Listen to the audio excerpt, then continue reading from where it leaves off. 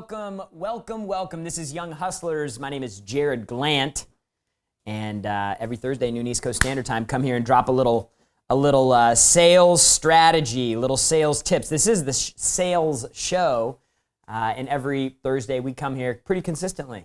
Every Thursday, same time, same place, so that we can give you strategies and tips on how you can get ahead. Dude, this jacket is looking nice on camera today. I like that.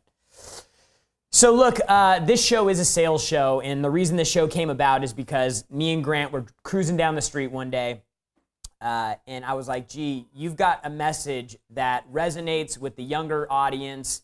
It's about making money. It's not crusty. It's not dusty. It's not old. It's relevant. And dude, I think that you have a message that can break the millennials out of this stereotype of entitlement and the disenfranchised generation, all that other mumbo jumbo. So look, this show I'm going to talk about questions today, because questions are very important in you getting more of what you want out of your sales position. And very few people have mastered the art of questioning or fact-finding or discovery. It's called a lot of different things. But today I want to give you some information on how you can be more effective at this, what I would say is probably one of the most critical parts of the sales process. And I promise you, it'll make your life easier. It'll make your pitch easier. You'll be set up better. And then when you get good information, you set your pitch up the right way, you do a good presentation, the close it's just easy. It's just easy. And I know that's something that everybody is interested in. And so if you have questions, call into the show, 305-865-8668, 305-865-8668. We're taking your calls today because we live. All right, so look, check it. Questions are the key to every deal that you will ever get in front of in your life. And the reason questions are the key is because questions reveal problems. And what is the number one reason why people make a decision to buy something? It's to solve a problem, right? So now your job as a salesperson is to figure out what those problems are. Now, in a typical sales process, you could have a phone transaction, you could have a face-to-face interaction. And so there's all different types of actual sales processes where this is very important. And it's different if you're, say, selling Sprint phones from a kiosk than it is if you were walking into a boardroom and there's going to be 12 people sitting around a table and you have an hour to present. It's going to be different when you're making a cold call than it is when you have a scheduled presentation or appointment. And so I'm going to cover a few things today that will make you asking questions a breeze in the presentation, so in the sales process. So if you have questions, again, you can call in 305-865-8668. I think we got full lines already, but keep calling because we want to hear from you. So if people buy things to solve problems and questions are your vehicle to reveal the problems, what you have to understand is that most people are reluctant to give up their problems because it's the key to closing a deal with them. And so the more savvy of a person you're dealing with, the more intelligent somebody is, the closer they're going to hold those problems. The last thing that people want to do is volunteer their problem that they're having, particularly if you're trying to sell them something. We see this on cold calls. You can definitely see it when you're in face-to-face meetings, people kind of holding their cards close to them because they don't want to give you too much information. That's how valuable questions are, and that's how valuable finding out the problem is, so much so to the fact that the customers will actually guard their information from them. So if you want to become great at asking questions in the process, you really need to think of it as like you're a detective. The only problem with that is if you've been in sales for any period of time, you've probably experienced this, where you feel like you're interrogating the customer, they feel like they're being interrogated, and then it starts to create conflict and friction, which is bad, something we definitely don't want to happen. So the idea is that you want to become a detective so that you can start gathering small little pieces of data and information in the fact-finding stage of the process so that you can put them all together to formulate, hey, this is how I need to sell somebody, right? That's what questions are. Questions are giving you the ammunition that you need to formulate your pitch so that you can get a yes response. So as you're working with people and you're starting to accumulate these little data points. What you have to continue thinking with is, where are you taking them, right? Like, where are you going? Like, are the questions you ask even valuable? You know, like if you go to a salesperson, you're like, hey, you need to ask more questions, they could start asking questions that are irrelevant. So questions are a very powerful thing, but questions can also cripple you. Because if you're asking questions that aren't relevant and that the buyer can't, basically put that question into context of your conversation, then they're actually going to pull back. So if you want to think of it like this, questions should be something that kind of feed the customer along through the sales process, right? It's like you're putting down I do this with my dog, like I'll put down little treats and then I'll be like, you can't, you don't go after it yet, right? And then I say, okay, and then he'll eat the treat, and then I put down another one and eat the treat.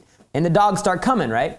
So you want to do that in your sales process with your questions. You want to drop these questions so that the customer's actually being drawn into the process by the questions that you're asking, because you're actually getting down into their business. You're showing interest.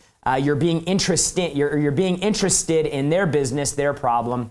And so as you start gathering that data, before you know it, you've set up perfectly for your presentation. So when we come back from the break, I'm going to get into some specific questioning that you can apply in your sales position so that you can be more effective. This is Young Hustlers. Make 6 to 7 figures overnight as an expert in your industry. Monetize your knowledge, monetize everything you work for, and make it work for you. Russell Whitney, expert in knowledge monetization, has worked with some of the largest brands: Robert Kiyosaki, Tony Robbins, Kevin Harrington, and George Foreman, in building out content that made them kings of their space.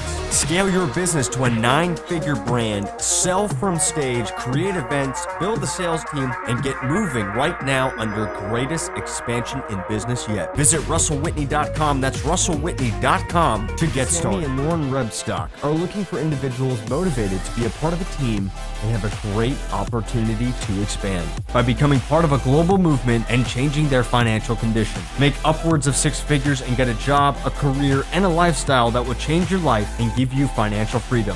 Sign up now at explorelifevantage@gmail.com. That's explorelifevantage@gmail.com. There's only one company to work for in the smart home industry: Skyline Security. Right now is looking for the best of the Grant Cardone following to join their team and expand financially and professionally. Go to joinskyline.com to register. Labeled by Inc. 5000 as the fastest growing company for the last 2 years in a row, you get to protect families, grow your wealth, and join a team of top producers.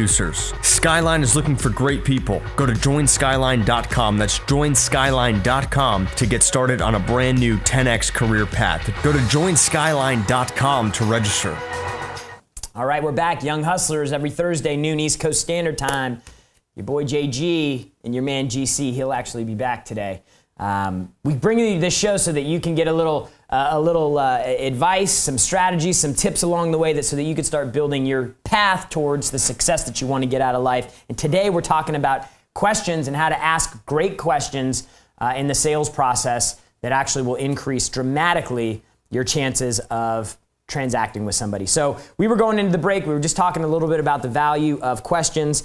And, I guess the way I view questions is like in a perfect world, your sales pitch would represent, or it would be shown to the customer as a story of how they have this problem and they're struggling, and there's pain and there's loss and there's expense cost with this problem, and then kind of like the hero story, and then your product comes along and your product starts solving problem A and then problem B and then problem C and D, and then at the end everybody's happy because the problems are solved, you're making more money, you're more efficient. So I view like the sales process as a story, and those questions that you ask early in the process will actually help you create the story of your pitch.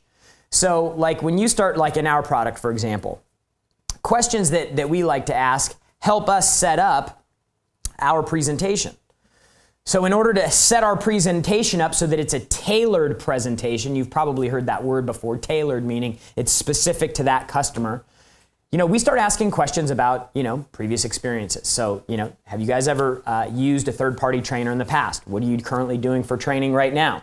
What's working well? What's not? If you could change anything, what would it be? How frequently are you meeting? How's that working for you? Oh, wow, good. Tell me more about that. So we want to start collecting all of this data, because when I get down to, okay, now that we've gone through all that, what are 2 things that if I could help you solve, whatever the investment that we discussed at the beginning of this call would be an easy decision for you? Well, let's say it's sales process and follow-up, right? So I've asked all these questions. I've got all this data about how they train their people. Then on top of that, I've gotten from them their biggest headache, right? Their biggest, like, hey, these are 2 things that if you could fix, we'd sign up for your program today. That's a good question to ask. What's a problem I can solve for you that would cause you to sign up for us today? What problems are you having with your sales team that if I could solve for you, you would sign up for our program today? So again, you're starting to build this story, right? You're collecting data so that you can build a story in your presentation that's tailored to them. So when a customer tells us that they don't have consistency, their people don't follow the sales process, there's no accountability, when they're telling me all those things, as I'm moving through the presentation, I'm making sure that I'm hitting each one of those points as it's relevant to them. We don't have consistency. The onboarding process for new hires is really difficult. Hey, how many new hires do you have? Oh, we've got 6. Good. How often do you guys have turnover? All the time. So how many new hires are you getting per month? We're probably getting 12 or 13 new hires per month. Good. And as people are giving you this data, you must write everything down. Not word for word, but enough for you to remember what they're talking about. So when I do a presentation, like here's an example of this is an example of some notes that I took from a call. I don't know if you can see that. It's an entire page of notes that I took on a call, and Rob's seen me do this. I take an entire page of notes on the call, and then as I'm moving through presenting what we're going to do for them, I'm just checking off all these problems, all this stuff that they mentioned in the call, I'm bringing back to them so that I'm making sure that we're connecting the dots between their problem and the solution. And if you're not writing this down, if you don't have a notepad and you're not actively taking notes throughout phone calls or even in face-to-face interactions, if you're not doing that, there's no possible way your presentation will be as effective as it should be. So it's critical that you write this stuff down, and it shows people that you're interested in. By the way, the 10X Growth Con's coming up. These stinking tickets keep falling down. So 10X Growth Con's coming up. I do just want to take a that's Grant's thing. I'm not doing that. Man, I got to tell you, I'm talking to some people right now for talent to be at 10X Growth Con. Unreal. Like, you're gonna see this and you're gonna be like, is this what? Who does this? If you thought last year's lineup was unreal, this year's lineup, this year's lineup could be notorious. It could just be crazy. So check it, questions, all right? So questions are the ammunition to everything you need to actually get a deal done. So I want to give you some examples of some situations and some scenarios where your question asking might change. These are real examples that we have here. So we make cold calls, right? We do a cold call, we get a decision maker on the phone. He says, you got 5 minutes, 3 minutes, 2 minutes. Dude, you do not have time for the entire, let me get to know you and your business, right? So what do you have to do? You have to get into your presentation and try to pick that data up along the way. Right? You got a shorter process, a shorter window, so you can't start with the interrogation because that's what it'll feel like. And the guy's gonna be like, I don't have time for this, I'm not interested, I gotta get back to my day. This literally was a phone call we had maybe 7 days ago. Salesperson makes a cold call, he gets a decision maker on the phone, he pitches the call to his manager, the manager gets on, asks 3 or 4 questions, and the guy's like, dude, I gotta get off the call. I'm not interested in this. Fortunately, it was Mike Bonnet, he saved the call, but we were able to start looking at that and saying, okay, how could this have been a more effective call? Well, if we were asking questions along the way and it was actually pulling the customer into the process rather than starting with all the questions up front and then trying to create a pitch out of it, which you wouldn't give us the time for, the success rate of the call would have been totally different. The second type of situation that we deal with more often is, hey, this is a scheduled demo. I'm going to have 3 or 4 of my managers in here. We're all going to take a look at it. See, then I have time to actually get into the question, fact-finding, type discovery phase of the deal, where you can actually dig into their business a little bit. And that's actually really valuable. a mall kiosk, right? Or at a conference or something like that. Again, you can't go in hard on questions in the beginning. It's got to be quick. It's got to be light. Otherwise, it gets too heavy and just too quick, too much, too fast. You freak her out and she never calls you back again because you're crazy, right? So again, you have to understand the situation that you're in so that you apply questioning the right way. I would tell somebody in a Sprint kiosk that the way that you ask questions when somebody's walking by at a trade show or at a mall or something like that, the way you ask questions has to be different than if you're working in a retail store and somebody's coming in to see you. It just has to be different because the circumstances are different. One person's interested and they're coming to you, and the other one, the person's not even thinking about you, and you got to go jump in front of them and be like, hey, you want a free iPhone? I got one for you. You want to see how you can qualify? Right? So these are really important, and it's extremely important that you never try to bypass or shortcut this part of the process. I've tried to do this before. It doesn't work. Let's say you talk to an I'll go into this story when I get back from the break because this is actually really good. When we come back, I'm going to wrap it all up and give you 3 things you can do to be way more effective asking questions. This is Young Hustlers. Salespeople, sales managers, and business owners, I want to ask you a couple questions. Do you think you can make more sales? Do you think you're missing customers? Would you like to be a better job at converting online, on your showroom floor, or on your phone? If so, pay attention to what I have to share with you. My name's Grant Cardone. I am without a doubt the leading authority on sales in the 21st century. I want to work with you now to take your problems, your challenges, your obstacles, and your opportunities and figure out how to convert those to sales this month. I'm doing a 3-day workshop. This is going to happen in July. It's going to happen in Miami. I'm going to take care of your room either way at the Turnberry. It's a 5-star resort. Entrepreneurs, business owners, I look forward to working with you. I'm going to open up. I'm going to close the deal. I'll be there each day for lunch. I want to spend time with you. And what I'd like to do is 10x your business. Come to the Sales Boot Camp. I promise you, it's going to be great for you.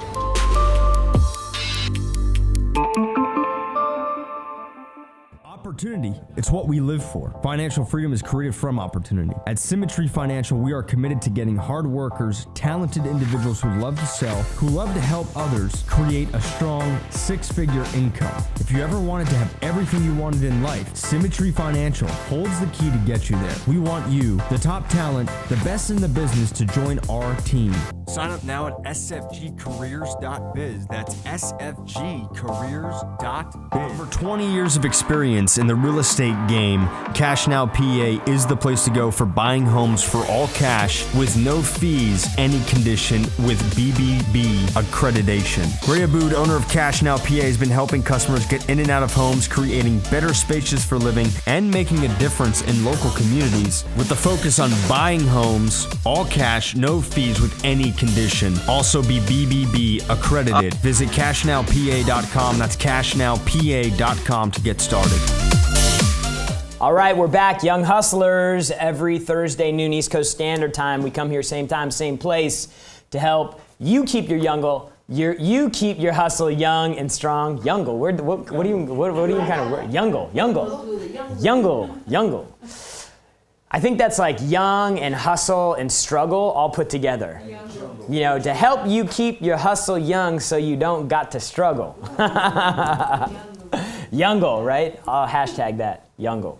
So we're talking about questions today. I definitely appreciate the shares. There's a ton of them today. Sasha, Brandon, Sadit, Paul, Josephine, Alexandros, Bernster, Danielle, James, Edwin, Josh, Kano, and Success with Bob. Let's go to the phones real quick. We got some callers on the line. Let's get them. Jack in Chicago. Jack, what's going on? Jack, welcome to the show. What's up? Hey, how you doing, Jason? Jared. My bad. What's up, bro? Hey, not much. So, Jared, my question is very straightforward. When I get into the call, I start qualifying the guy right away, right? My first question is like, oh, so this is your position, this is your capacity at the company, this is what you're doing.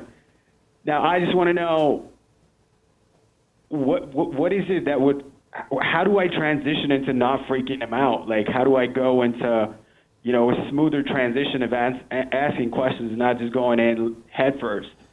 What's the context of the call? Is this a cold call or is this a scheduled call? Yeah, it's a cold call. And then what product are you selling?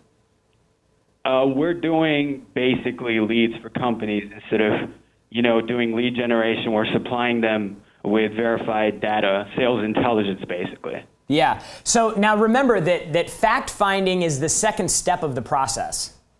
So the first step of the process is your introduction and your greeting. And so what you need to figure out is how your introduction and your greeting sets you up for your qualifying. So like an example could be, hey, this is Jared. I'm calling from big ass data company, and we have a way to provide you with qualified leads with guaranteed contact rates. Otherwise, we refund you the leads and credits. I'm calling today because I want to give you 15,000 leads absolutely free. Now, to be sure that you qualify, are you the person that is, the decision-making process for, a deal like this? Is this something that would be your, what do you call that? One of your responsibilities. Right. So here's the thing. What I've noticed is I've had a kill ratio on my calls at a very high rate. Like, I just go in with the questions. I know what the prospect does, and I know how to get the meeting. It's really easy for me. That's not the problem. The only thing I've noticed that I've found emails to be more productive with regards to getting responses from prospects versus cold calling, where I'm just spending time and I'm just sitting on headquarter, numbers, and I'm not able to get, more prospects. Whereas if I'm doing emails, I could send like 50 emails a day and I still got like 1 or 2 people that I can convert. Whereas like cold calling, making 100 calls, it may be 3 connects. And then I got a kill ratio of like, I'd say 90%. So I convert 2 into meetings out of 3. But Yeah. I don't think that's a really good number. Well, so I mean, what I would tell you is that if you combine them both, you get 2 deals from email, you get 2 deals from phone calls, you have 4 deals rather than 2. So Gotcha. like we never stand on one leg. Like, we make a lot of phone calls here, but that doesn't mean we don't text. That doesn't mean we don't use social. That doesn't mean we don't use email. That doesn't mean we use video. That doesn't mean we use text message. That doesn't mean we send handwritten notes. That doesn't mean we don't do personal visits. Like, we do everything. Right. We do everything. So your original question, Got to be a yeah, you got to be a multi-pronged freaking maniac. Like, you have to be Right. like an activity maniac. Like, I got guys that do not get up out of their desk except to take a piss and to grab like literally an 8-minute meal for lunch, and then they go back there because they're chasing opportunity. So, like, you have to be a maniac with activity. But what you were saying was, hey, how do I get into the call without feeling like I'm interrogating the guy? Well, your opening, your greeting should communicate enough value that he's like, okay, yeah, hey, I've got 5 minutes. I want to give you 15,000 free leads. I need 3 minutes. Can you give me 3 minutes? Yeah, I got 3 minutes. Okay, good. Tell me what you guys are doing to generate leads right now.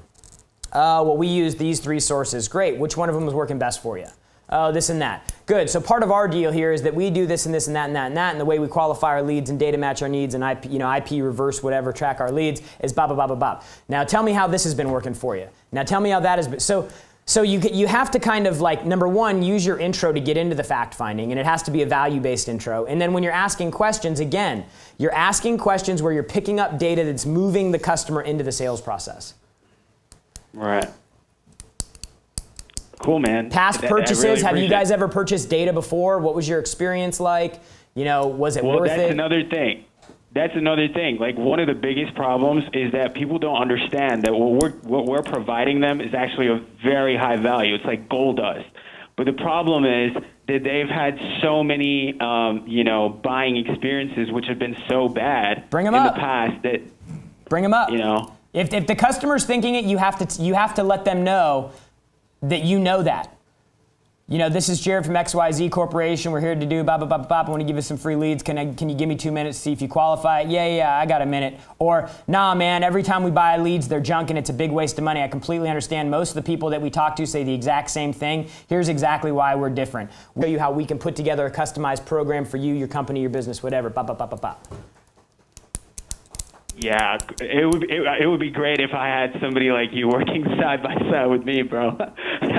Well, dude, you just need to work. You constantly need to be aware of these things. Like when you're running into problems on deal, and this goes for everybody. So this goes for everybody. Like you should be aware of what's happening in your deals. Like if you're running into roadblocks at a certain place, if customers are always saying this, like you have to acknowledge that and make a correction. You can't keep doing the same pitch over and over and over again and think that the customer's problems are ever going to change. In your business, unless there's some massive economic shift or new technology or something like that, you're going to have the same problems all the time. I was talking to a group this morning about that. Next caller. All right, I got Ariel and Israel. Ariel and Israel. Yes, What's going on? I'm great. What's going on? Dude, what's your question? thank you Welcome for- to the show. What's your question? My question is, first of all, you have so much information online, and I would like to manifest it in the best way possible. I How would can't. you recommend me doing? Can you ask that question one more time? I'm saying you have so many, well, thank you for that, but you have so many information online that I'm using right now, and I want to manifest it on my daily work the best way. I So can't- how can I do it? Do you know? wants to know, he says you have so much information online. He says thank you for that, but he wants to know where he should start. Yeah, so we have a lot of different ways that we help people, you know. That's something that we've heard in the past. Like, you guys just have so much stuff. Where do I start? The reason we have so much stuff is because we're trying to hit every different price point. We've got free stuff, we've got books, we've got mini programs, yeah, and we've got, you know, full programs like Cardone University. So what I would say is if you can't go to Cardone University, which hands down is our most comprehensive program, it's all broken out, it's all stepped out. If Cardone University for 12 months isn't real for you, right now, by the way, it's on sale for $38.50. It's like $16,000 off the retail price. Great deal. You can get that at grantcardone.com in the store /training on the training page. We have our like Playbook to Millions is also a great program. That price point's around $400. You know, we've got book programs where you can buy all 4 books for $100. The idea is to start with something that's complete enough that it'll take you from A to B on a topic. So the books will take you from A to Z on a topic. Playbook to Millions is going to take you a bit deeper. And then Cardone University is going to go all the way down to the bottom of the ocean floor.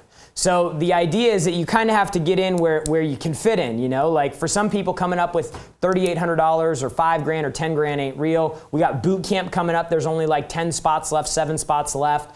GrantCardoneBootCamp.com. That's $4,500, but you get to hang out with GC. So you just kind of have to find out where you fit in. Like you can always call the office and we can help put together kind of a customized program for you. But I just say pick up the phone and call us. Natalie's great at helping people out with that. You can always call her. Call in the office, ask for Natalie. All right, I got Nick in California. Nick from California, what's going on?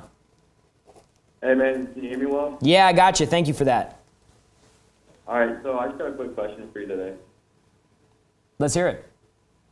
Alright, so I was watching a little bit ago, you and Grant talking about the Millionaire Math.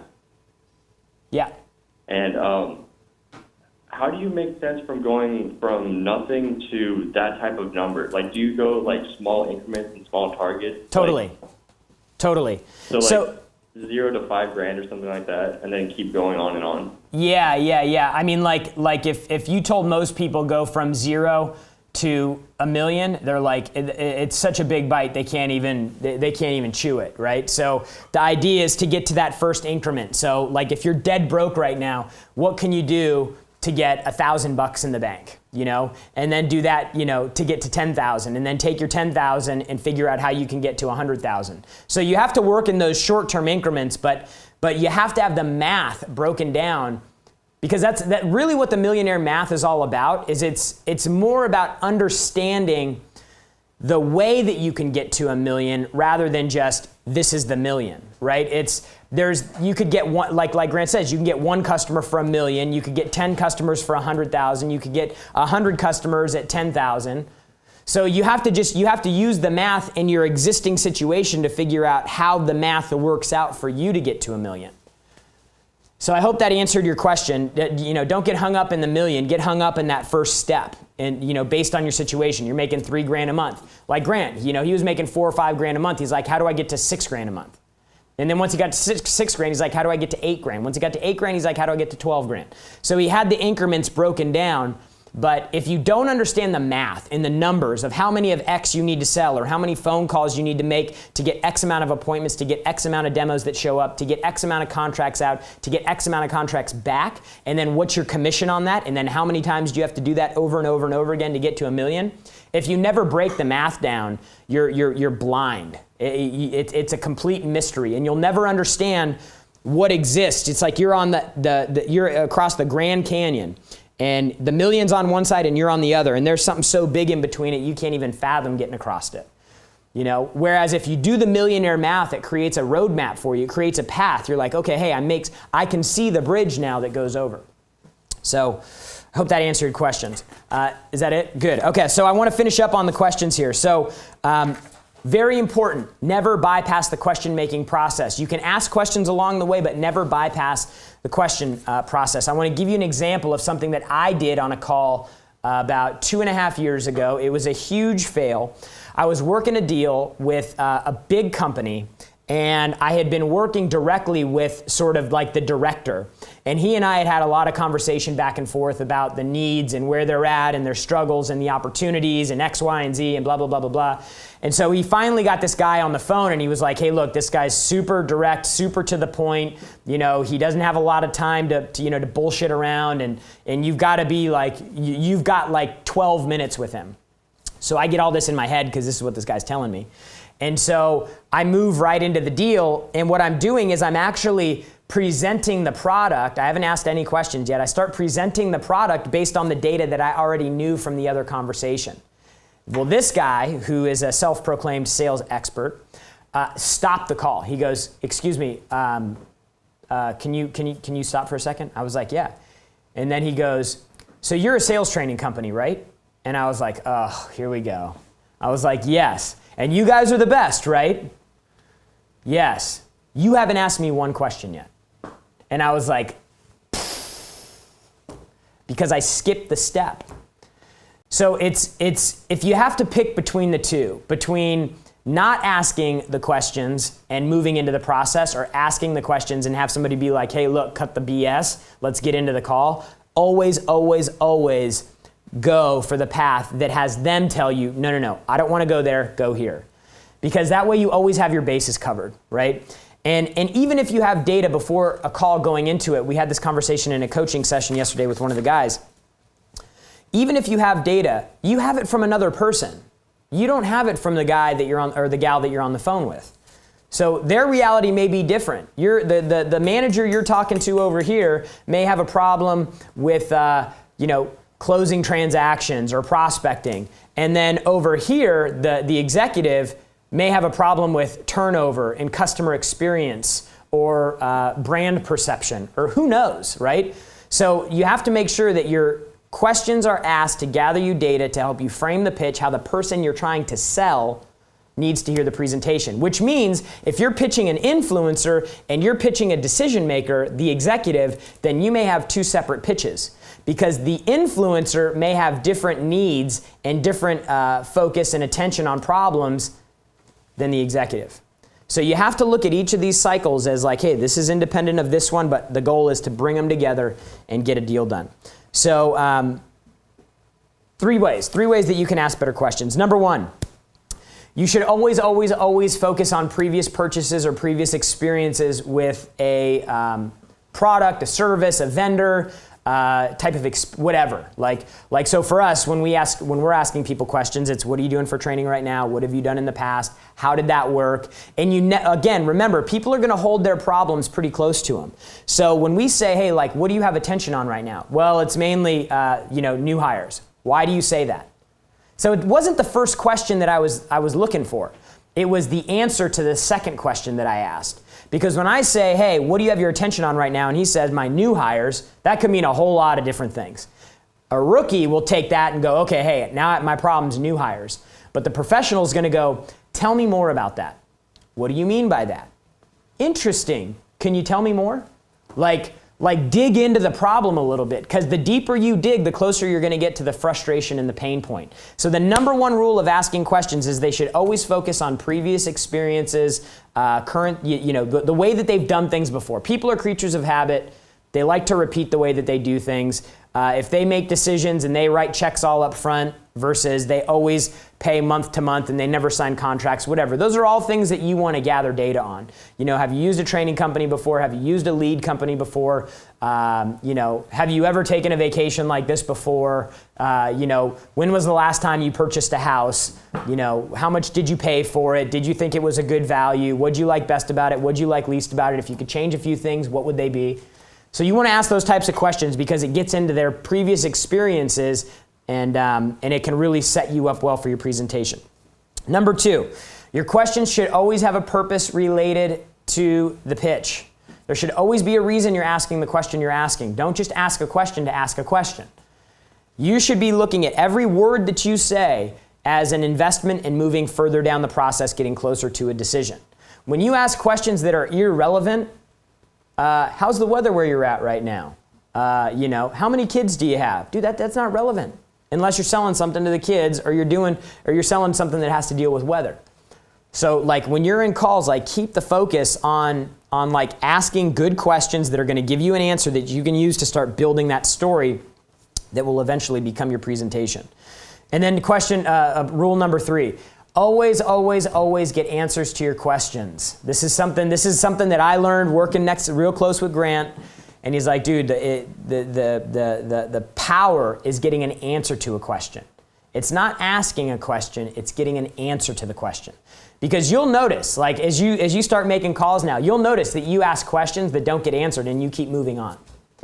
It's really important to establish your authority in that call that you get answers to questions. They answer, you ask a question, they go on a tangent, you go right back to the question. Okay, yeah, that's good. Okay, now tell me, when was the last time you guys looked at something like this? Or whatever the question is. Those are 3 things that if you can nail in every call, in every presentation, in every interaction, I promise you, your pitch is going to start coming together and then you're going to find out that there's much less resistance in the close. You bypass the question-making process, your pitch doesn't solve a problem, the close becomes a bear.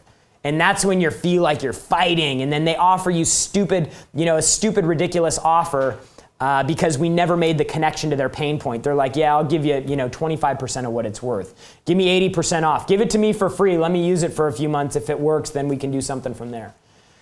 So questions are so important. It sets the tone for everything.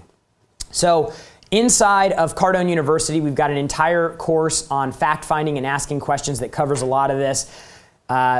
June 21st, 22nd, and 23rd at the boot camp. It's our first ever boot camp. It's going to be a 3-day intensive. We're going to go all into this, building your buyer profile, discovering the DBM, discovering pain points, asking good questions to stay away from and never ask, and how questions can be the key to you getting more deals. So all that's going to be covered at the boot camp. We only got, I think, 10 or 7 or something like that.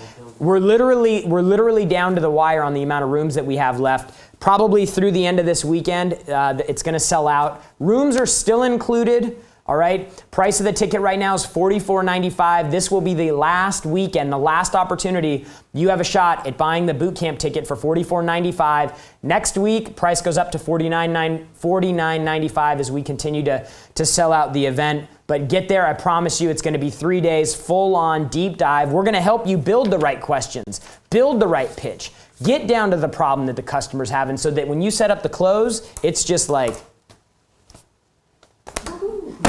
that was easy, right? Close like a screen door, man. Closing like a screen door.